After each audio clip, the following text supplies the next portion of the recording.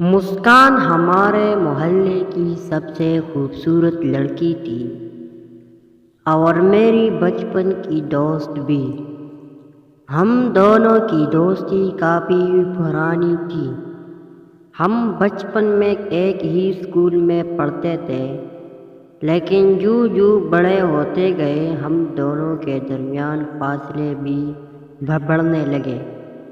وہ پردہ کرنے لگی تھی اور اب ہم پہلے کی طرح کھل کر ایک دوسرے سے نہیں مل سکتے تھے۔ بچپن کی دوستی کب محبت میں بدل گئی پتہ ہی نہیں چلا، اور ہم دونوں ایک دوسرے سے بے پناہ محبت کرنے لگے تھے۔ لیکن مسکان کو بچپن سے عجیب و غریب دورے پڑتے تھے۔ وہ زور زور سے چیخنے لگتی اور بے ہوش ہو جاتی تھی۔ محلے والوں نے مسکان کے بارے میں مشہور کیا ہوا تھا کہ اس پر جنات کا قبضہ ہے، اس لیے مسکان کی شادی نہیں ہو رہی تھی۔ جس کو پتہ چلتا کہ مسکان پر آصف کا سایہ ہے تو وہ مسکان کے گھر بھی کبھی نہیں جاتا۔ مسکان کے والدین نے اسے بہت سارے ڈاکٹرز اور عاملوں کو دکھایا، لیکن اس کے دورے ٹھیک نہ ہو سکے اور کم از کم ہر مہینے ایک بار اسے دورے پڑتے رہتے تھے۔ ابھی چند دن پہلے ہی مسکان کو ایک بہت بڑا دورہ پڑا۔ اس کے والدین پریشان ہو گئے اور اسے ڈاکٹروں اور عاملوں کے پاس لے گئے۔ پھر بڑی مشکل سے مسکان کی حالت سنبھلی۔ مسکان کے والدین اکثر پریشان رہتے، اگر اس کی یہ حالت برقرار رہی تو کوئی اس سے شادی ہی نہیں کرے گا۔ میری مسکان کے لیے محبت میں کوئی کمی نہیں آئی ہے۔ ہمیشہ کی طرح اس کو بہت چاہتا تھا اور ہم کبھی کبھار گلیوں میں چھپ کر ملتے رہتے تھے، یا اگر کبھی ملنے کا موقع نہ ملتا تو ہم ایک دوسرے کو چھتوں پر خط لکھ کر رابطے میں رہتے۔ جس طرح میں مسکان سے محبت کرتا تھا بالکل ویسے ہی وہ بھی مجھ سے بے پناہ محبت کرتی تھی۔ میں جلد ہی مسکان کے رشتے کے لیے اپنے والدین کو اس کے گھر بھیجنے والا تھا، لیکن میرے رشتے بھیجنے سے پہلے کچھ اور لوگ مسکان کا رشتہ لینے چلے گئے۔ وہ لوگ مسکان کے جنات اور آصف والی بات سے لا علم تھے، اور مسکان کے والدین خوش تھے کہ کم از کم بیٹی کا رشتہ ہو رہا ہے۔ انہوں نے فوراً ہاں کر دی، اور مسکان کے والدین نے بھی یہ مسکان کے آصف والی باتوں لڑکے والوں سے چھپائی رکھی۔ میں اور مسکان پریشان ہو گئے کہ اب کیا ہوگا۔ میں مسکان کو کھونا نہیں چاہتا تھا۔ مسکان کے والدین نے جلد ہی شادی کا فیصلہ کیا اور کچھ ہی دن بعد اس کی شادی تھی۔ جو مسکان کی شادی کے دن قریب آتے جا رہے تھے، میری حالت خراب ہوتی چلی جا رہی تھی۔ مسکان کے گھر میں شادی کی تیاریاں عروج پر تھیں، اور میں گلی سے باہر کھڑے ہو کر مسکان کو دیکھتا رہتا۔ اور پھر وہ دن بھی آ گیا جب مسکان کا نکاح تھا۔ میری حالت خراب تھی۔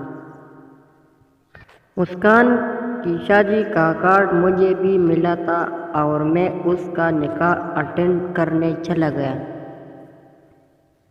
مسکان مجھے اپنے نکاح میں دیکھ کر ناراض ہوتے ہوئے بولی، تمہیں آج میرا دلہا بننا تھا اور تم یہاں ٹینٹیں لگوا رہے ہو۔ میں نے شرمندگی سے سر جھکا لیا۔ میرے بس میں کچھ نہیں تھا۔ دلہا سٹیج پر آ گیا۔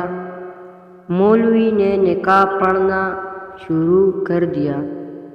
میں سب کچھ خاموشی اور بے بسی سے دیکھتا رہا۔ نکاح شروع ہونے سے 2 منٹ پہلے مسکان کو جنات کا شدید دورہ پڑا اور اس نے چیخنا چلانا شروع کر دیا اور چیزیں اٹھا کر ادھر ادھر پھینکنے لگی۔ سب لوگ حیرانگی سے مسکان کو دیکھتے رہے۔ پھر مسکان نے مولوی کا گریبان پکڑا اور بھی کئی لوگوں کو مارنے لگی۔ کچھ لوگ وہاں سے بھاگ گئے، مولوی بھی جلدی جلدی بھاگ گیا۔ مسکان زور زور سے چیختی چلاتی رہی۔ لڑکے والوں کو جب پتہ چلا کہ مسکان پر جنات کا سایہ ہے اور اسے اکثر یہ دورے پڑتے رہتے ہیں تو وہ فوراً وہاں سے بھاگ گئے۔ اب گھر میں صرف مسکان اور اس کی فیملی کھڑی تھی۔ میں بھی خاموشی سے کھڑا سب دیکھ رہا تھا۔ مسکان کے والدین پریشانی سے سر پکڑ کر بیٹھ گئے۔ اب مسکان کی سچائی سب کو پتہ چل چکی تھی۔ اب تو کبھی اس سے کوئی شادی نہیں کرے گا۔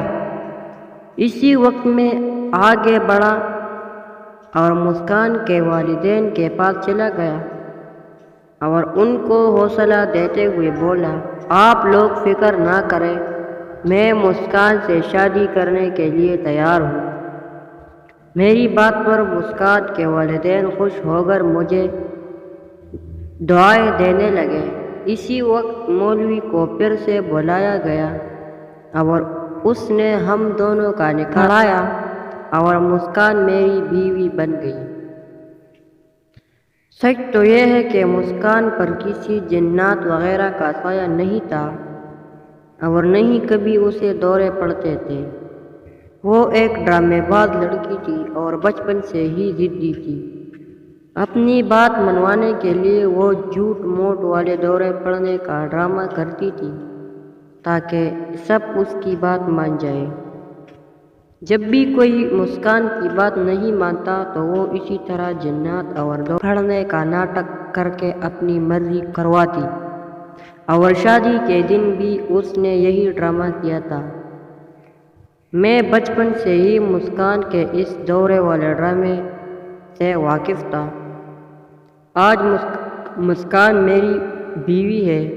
ہم دونوں ایک دوسرے سے اتنی ہی محبت کرتے ہیں جتنے پہلے کرتے تھے، اور مسکان کے دورے والے واقعات یاد کر کے آج بھی ہنستے تھے۔ Thank you.